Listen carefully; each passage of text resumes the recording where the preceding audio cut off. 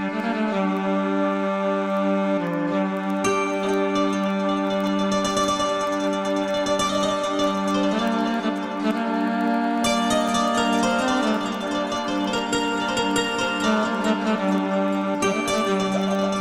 saya mohon kepada Prof. Iman Suprayogo untuk mempertajam lagi. Silakan, Prof. Assalamualaikum warahmatullahi wabarakatuh. Waalaikumsalam warahmatullahi wabarakatuh. Alhamdulillahirobbilalamin. Wassalatu wassalamu ala asrofil anbiya'i wal mursalin Sayyidina wa maulana Muhammadin wa ala alihi wa sahbihi ajmain. Amma ba'du. Gus Wakid dan semua peserta halakoh yang berbahagia, kita banyak bersyukur pada Allah. Salawat dan salam kita persembahkan ke hadapan ikutan kita Muhammad Rasulullah Sallallahu Alaihi Wasallam. Ketika saya menerima pemberitahuan dari Gus Wakid lewat WA tentang apa yang akan dibahas pada malam hari ini, saya teringat apa yang dilakukan oleh seorang kiai, karena agama ini kan, kiai dan agama ini kan dekat sekali, tentang pengembangan masyarakat di desanya. Jadi skalanya skala kecil sekali yang saya mau perkenalkan, yang saya sampaikan pada malam hari ini ialah tingkat desa. Di desa itu ada kiai, kebetulan dari Madura, Gus Wakid. Tetangganya Gus Wakid dari Bangkalan itu kan. Dia menjadi kiai di Malang Selatan sana. Saya rasakan itu hebat banget idenya itu Gus Wakid. Bahwa Islam itu sudah begitu bagus menurut beliau itu. Tapi harus ada kekuatan penggerak. Nah, kekuatan penggerak inilah yang tidak disusun gitu ya, yang tidak dihimpun. Dia punya pandangan gini, kalau di satu desa itu ada 3 kekuatan itu bersatu, maka akan bisa dijadikan sebagai kekuatan pembangunan masyarakat di tingkat desa itu. 3 kekuatan itu adalah ulama, yang itu adalah kiai yang dari Bangkalan, lalu umarok, lalu agnia. Umarok itu penguasa, agnia itu orang kaya. Manakala di desa itu 3 kekuatan itu disatukan, maka bisa menggerakkan masyarakat. Dia membuat organisasi namanya MUAT. MUAT itu adalah singkatan dari musyawarah, ulama, umaro, agnia desa. Saya kira di Indonesia itu hanya ada 1 itu. Nah, karena orang kaya, penguasa, dan ulama ini bersatu, maka bisa menggerakkan ekonomi masyarakat, bisa menggerakkan keagamaan, bisa menggerakkan sosial ini. Dan nyatanya memang bergerak. Di desa itu yang namanya infak sodakoh, zakat dan sodakoh, infak, zakat, dan sodakoh, itu berjalan. Itu berjalan. Jadi tidak ada orang yang memang berkewajiban zakat, infak, sodakoh tidak melakukannya. Karena apa? Karena ada 3 kekuatan yang itu tali menali antara kiainya itu yang memberikan, yang dikatakan Gus Wakid tadi, nilai-nilai ajaran agama, lalu kemudian orang kaya yang punya modal itu, lalu kemudian penguasa. Akhirnya di situ itu bahkan lalu kemudian ada lumbung zakat. Lumbung zakat itu sangat bagus sekali. Misalnya lalu hasilnya itu bisa dipakai untuk yang untuk konsumtif, lalu kemudian yang untuk produktif. Satu contoh misalnya yang konsumtif, dia punya data di desa itu berapa orang kaya, berapa orang miskin. Katakanlah misalnya ada 400 keluarga orang miskin. Satu keluarga misalnya ada punya 3 atau 4 keluarga. Maka menjelang puasa, 4 orang itu dikasih masing-masing 10 kilogram beras. Jadi kalau 4 menjadi 32 kilogram. Dipanggil ke lumbung zakat ini. Nah, lalu kemudian ini dari mana? Dari hasil infak, sedekah, dan zakat itu. Kemudian dari situ kiainya merasa berhak untuk ngajak puasa, dan ngajak sholat berjamaah, sholat tarawih di masjid. Kenapa? Karena kebutuhannya sudah terpenuhi. Dan itu dilakukan oleh satu kekuatan itu. Begitu juga pendidikannya. Nah, sebelum saya ngomong pendidikan, yang produktif apa?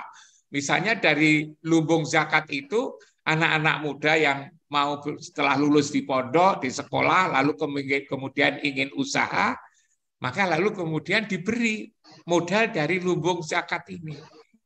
Ini kan luar biasa menurut saya itu, Kiai. Nah, pondok pesantrennya yang saya juga kagum. Saya kira tidak ada di tingkat kabupaten atau juga kota. Kalau ditanya, saya pernah bertanya sama Kiai, Kiai, pondoknya kok membuka SMA? Jawabannya itu menarik sekali, Gus Wahid. Dia mengatakan bahwa kalau lulusan pondok ingin berkompetisi menjadi bupati, menjadi gubernur, menjadi menteri, menjadi panglima, itu mesti kalah. Karena itu lalu dia kepingin merebut kekuasaan di tingkat desa. Jadi kenapa dibuatkan SMA? Agar lulusannya itu bisa mendaftar kalau ada pemilihan kepala desa.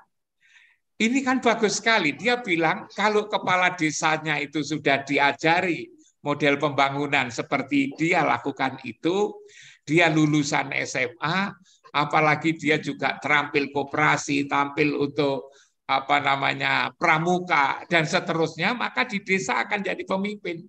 Dan ketika menjadi memimpin masyarakat itu, kalau ada pilihan kepala desa, dia akan terpilih. Saya pernah tanya, berapa kiai santri sampean yang sudah menjadi kepala desa?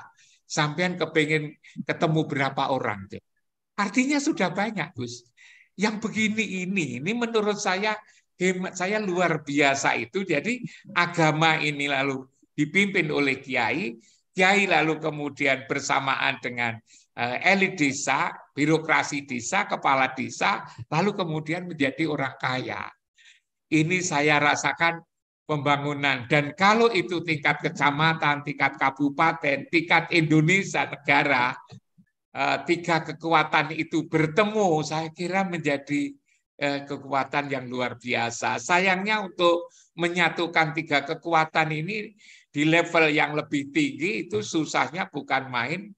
Yang terjadi malah justru saling kritik mengkritik, akhirnya lalu kemudian menjadi lemah semuanya. Seperti sekarang ini yang terjadi.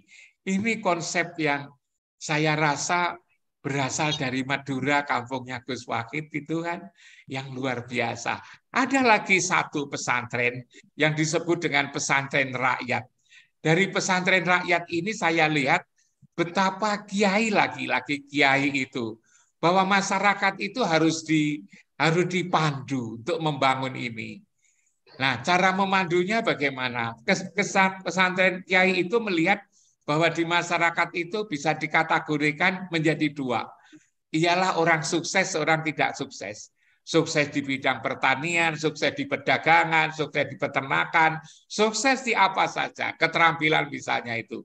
Nah, kiai itu bersama dengan kepala desa di situ itu, dan juga orang kaya tentu, itu lalu membuat satu kesepakatan bahwa yang sukses harus mendidik yang tidak sukses, yang sukses menolong yang tidak sukses, yang pinter harus menjadi gurunya yang tidak pinter.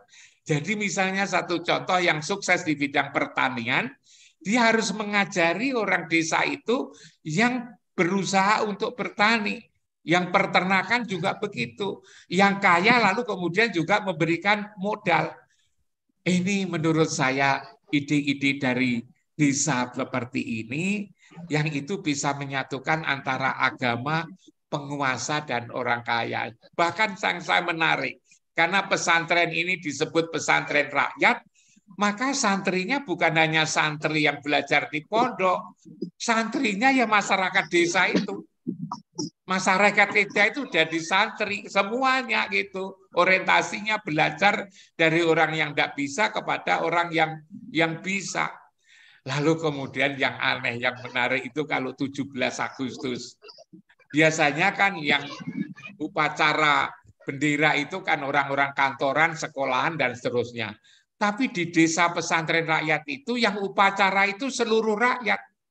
Jadi yang punya kemerdekaan itu bukan hanya kantoran lalu sekolahan, yang punya kemerdekaan itu seluruh rakyat. Jadi rakyat itu diajak oleh kiai itu bersama-sama untuk upacara. Jadi lalu jadi aneh.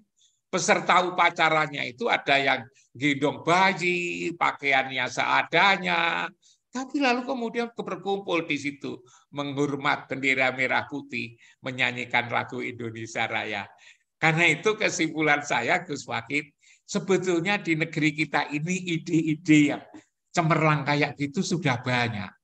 Yang bagaimana agama ini dijadikan sebagai kekuatan untuk mengembangkan masyarakat. Dan kalau itu dikembangkan sesungguhnya kita tinggal sudah ada contoh dan yang lain-lain itu sesungguhnya lalu bisa meniru atau lalu kemudian mengadopsi gitu dari sisi mana. Ini Gus Wakid yang bisa saya sampaikan yang sangat teknis sifatnya, tapi ini menurut saya Gus Wakid ini nyata gitu loh. Jadi apa yang dikatakan oleh Gus Wakid bahwa agama memberi nilai-nilai di desa itu sudah ada Gus Wakid. Lalu kemudian juga manusia siapa nanti dipahami lewat kiainya. Karena itu saya senang dan kebetulan kiai yang saya maksud itu adalah tetangga Gus Wakid dari Bangkalan. Jadi ilmu itu tidak perlu dari barat, tapi cukup dari Madura Gus Wakid. Kurang lebihnya mohon maaf. Assalamualaikum warahmatullahi wabarakatuh. Waalaikumsalam warahmatullahi wabarakatuh.